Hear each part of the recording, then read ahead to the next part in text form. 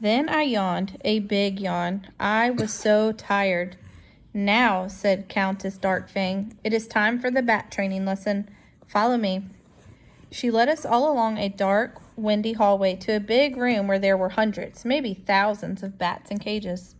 Bats make wonderful vampire pets, said Countess Darkfang. They are especially useful for delivering mail. Bleh. She gestured around her at the bats flapping in their cages. You may all choose one to be your own special pet, she said. I looked around the room. I suddenly felt excited. I love bats. We have 27 of them in our attic. I like the idea of having my own special one as a pet. I peered into the cages. There were big bats and small bats, scrawny bats and sleek bats. Which one should I choose? In the end, I decided on a medium one with silky fur and beady black eyes. I will call him Buttons, I said to Pink Rabbit. Don't you think that's nice? But for some reason, Pink Rabbit did not look very happy.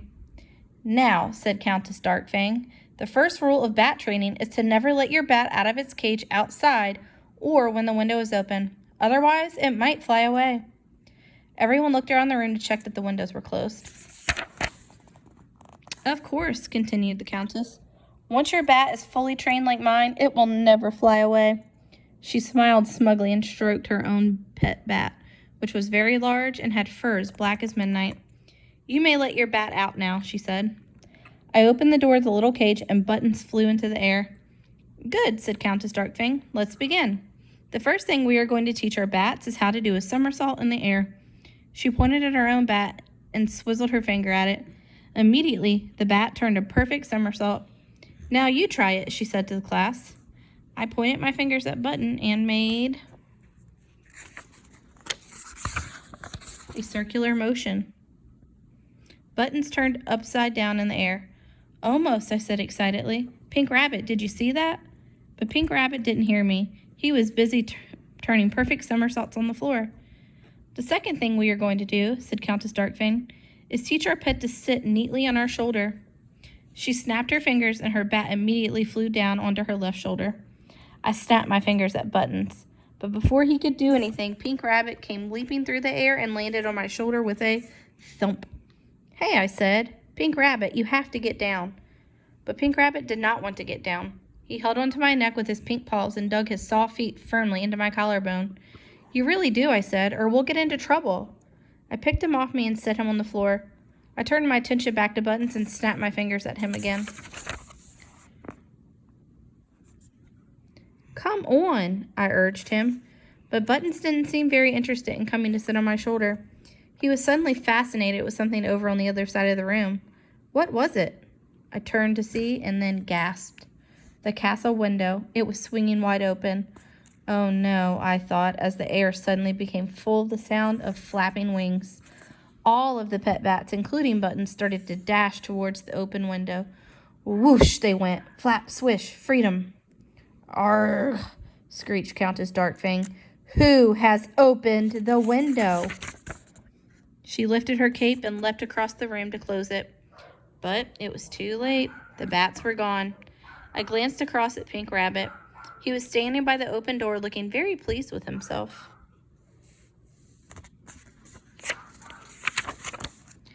Isadora Moon, Countess Darkfang shouted.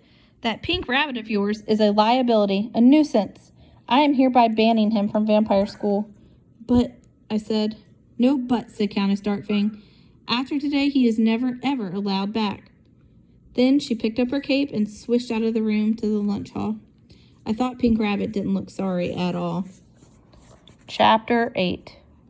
After lunch, which was more red food, tomato sandwiches and tomato soup with beet chips, yuck, it was time for the last lesson of the day. Grooming. Grooming is very important, said Countess Darkfang as she walked around the classroom, handing out little silver hand mirrors, spiky hair brushes, and pots of goopy hair gel. Vampires must look their best. Shiny, neat hair is extremely important. It's the rule. She patted her own hair proudly. There was so much gel in it that it made a tap-tap sound when she touched it. All the other vampires began to comb their already neat and shiny hair, smiling as they did so. I picked up the hairbrush. This was not going to be easy. My hair is quite wild. I put the hairbrush to my head. A minute later, it was stuck. Countess Darkfang, I called. The hairbrush is stuck in my hair. Countess Darkfang came hurrying over, tutting loudly. She gave the hairbrush a little pull, but it didn't budge. Your hair is just too tangled, she complained. She yanked it a little harder. Ouch, I said, and then a bit harder. Ouch, I yelled. At last the hairbrush came out, and so did a big clump of my hair. Let's try the gel instead, said Countess Darkfang. She scooped a large handful from the pot and began to smooth it over my head. This'll do it, she said. But the gel did not do it. My hair would just not stay down. I peered into the hand mirror and watched as Countess Darkfang tried to flatten it. Every time she tried to smooth a piece of hair into place, it would ping right back up again. Ping, ping, ping. Countess Darkfang frowned. Isadora, your hair is wild. I smiled sleepily. I don't mind my hair being wild. In fact, I quite like it. I closed my eyes as Countess Darkfang continued to cover my head with handfuls of the gloopy gel. It felt quite soothing, and I was so sleepy. I will tame it, I heard her say as I drifted off. I will. This is not satisfactory. And then, before I knew it, I was fast asleep. Chapter 9. Dad was not very impressed when he came to pick me up at the end of the night. You're not supposed to fall asleep at vampire school, Isadora, he said. I know, I said sadly. I think maybe I'm not a vampire at all. Dad looked disappointed. I expect you'll feel differently after you've slept a bit, he said, hopefully. Let's go home. So we flew home together, and I went straight to bed like Dad does every morning. I slept through the whole morning and didn't wake up until 3 o'clock. It felt very strange. When I got up, Mom was waiting for me in the kitchen. She had made me a sandwich. I could tell she had used magic to make it because every time I bit into it, the flavor changed. First it was ham, then peanut butter, then cucumber, then... Yuck! Tomatoes! I yelled. Mom's shortcuts don't always pay off. Oh dear, she said. Sorry, I still haven't got that spell quite right. Let me try again. It's okay, I said. I'm not hungry anymore. So, how was vampire school? Mom asked. Did you like it better than fairy school? I'm not sure, I said. I still don't know if I'm more fairy or vampire. Oh, said Mom. I see. I took a handful of cereal and wandered into the garden with Pink Rabbit. Through the fence, we could see the human children walking home along the pavement. Some of them were scruffy and some of them were neat. Some of them were loud and some of them were quiet. Some of them were tall and some of them were short. Some of them were big and some of them were small. And some of them were just in between.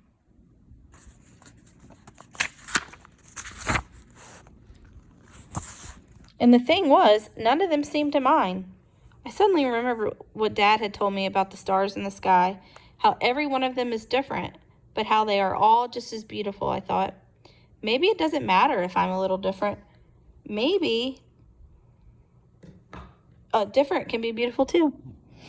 I pressed my face closer to the fence and one of the children saw me. He had blonde hair and lots of freckles and a big smile. He said, Hey you, what's your name? I didn't say anything because I suddenly felt very shy, but the boy didn't leave. He came over to where I was and gazed up at my house. Cool house, he said. Then he spotted my wings. Cool wings, he said. Can you really fly with them? Stop. I nodded and fluttered a few inches off the ground. Awesome, shouted the boy. The other children were coming over now. Wow, they said, we've always wanted to talk to you. Really? I said in astonishment. Oh, yes, said the boy. We walk past your house every day on our way to school. We've seen you up in that tower window. And we've seen a fairy here, said a little girl with pigtails who was busy munching on a peanut butter sandwich. A fairy with pink hair. Me and my friends are always trying to peek in to see her. Oh, that's just my mom, I said. Some of us have seen a vampire, the boy shuddered. A really scary vampire with a black cape and pointy teeth. Some kids in our class are too scared to walk past your house, you know. He puffed out his chest. Not me. I laughed. That's just my dad, I said. He's not scary at all. So there really are fairies and vampires living here? The children asked. Really? Yes, I said really. And there is also a fairy living here. Me. A vampire fairy, said the children. That's even better. I wish I was a vampire fairy, said a girl with pink plastic clips in her curly hair. Suddenly I felt very proud to be me. My name is Isadora, I told the children. That's a nice name, said the curly-haired girl. My name is Zoe, and that's Sashi. She pointed to the girl with pigtails. And I'm Bruno, said the boy. So what school do you go to? Is it a special school for vampire fairies? Well, I began. Is it these three? That's Bruno? I don't know. Well, just then I heard a sound from the house. Isadora! It was my mom calling me inside. I have to go, I said to the children, but it was really nice to meet you. Maybe we can talk through the fence again one day. I can bring us peanut butter sandwiches. Oh, yes, said all the children. Please come back. We can have a picnic. And bring your pink rabbit again, too. He's so funny. Peanut butter sandwiches are my favorite, said Sashi. Mine, too, I said. I like them with apple juice. That sounds tasty, said Bruno. Isadora, what are you doing? Called Mom again. I really have to go, I said. I said goodbye to the children and ran back to the house with Pink Rabbit bouncing joyfully along behind me. My run turned into a skip and then a skippity hop. I couldn't help it. I suddenly felt so happy. Chapter 10. There you are, said Mom when I got inside. Oh, good, Dad yawned.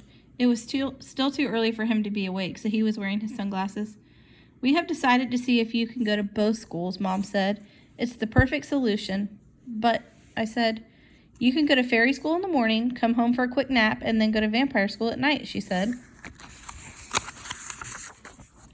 But, I said, I don't want to do that. Mom looked surprised. Why not, she said. I thought of a much better solution. I want to go to regular human school. Mom and Dad both gasped. Oh, no, no, no, they exclaimed. Why on earth would you want to go there? You are magical. You are special. You need to go to a special school. It's vampire school or fairy school.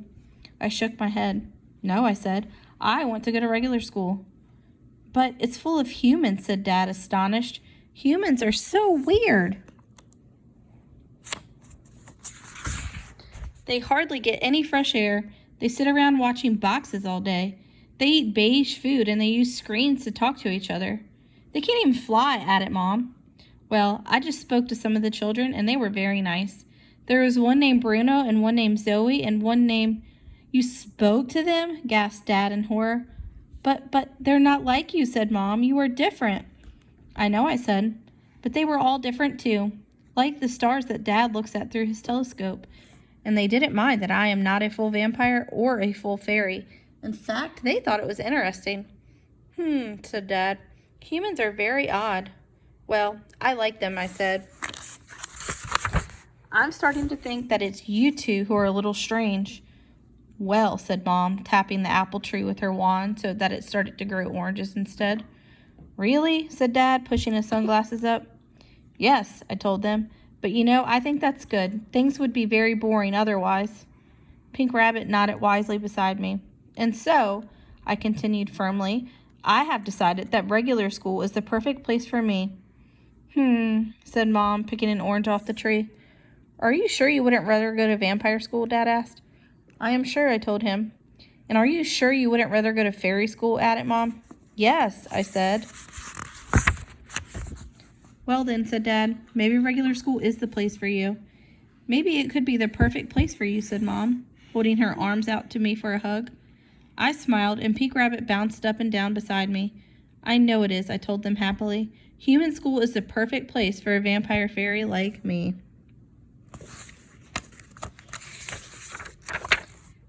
The end.